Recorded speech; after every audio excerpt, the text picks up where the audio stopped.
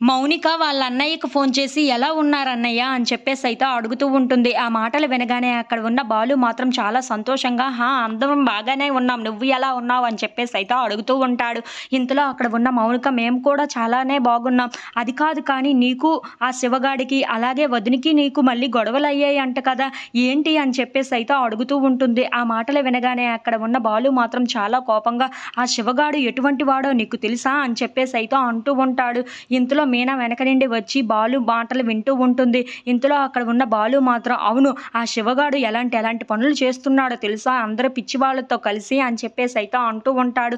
ఆ మాటలు వినగానే అక్కడ ఉన్న మీనా అయితే ఒక్కసారిగా షాక్ అయిపోయి బాలు వైపు అలా చూస్తూ ఉండిపోతుంది. ఇంతలో అక్కడ ఉన్న బాలు మాత్రం అవును వాడి గురించి ఎందుకులే కానీ మనిద్దరికి అవన్నీ పక్కన పెట్టేస్తే నువ్వు బాగున్నావు కదా నాకు అదే చాలు అని చెప్పేసి అయితే అంటూ ఉంటాడు. ఇంతలో అక్కడ ఉన్న మౌనిక మాత్రం అవును నేను బాగానే ఉన్నాను అని చెప్పేసి అయితే అంటూ ఉంటుంది. ఇంతలో అక్కడ ఉన్న బాలు మాత్రం మీ వదిన ఏం చేసిందో తెలుసా?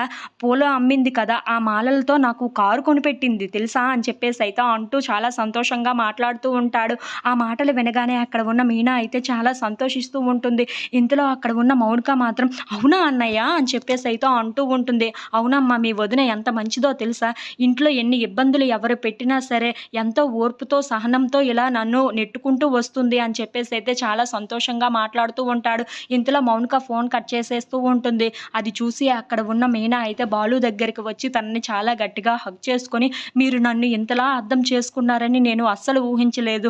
నన్ను ఇంతలాగా మీరు ప్రేమిస్తున్నారా?" అని చెప్పేసి అయితే అంటూ తనని గట్టిగా హగ్ చేసుకుంటూ ఉంటుంది. ఇంతలో అక్కడ ఉన్న బాలు అయితే అది చూసి చాలా సంతోషిస్తూ ఉంటాడు.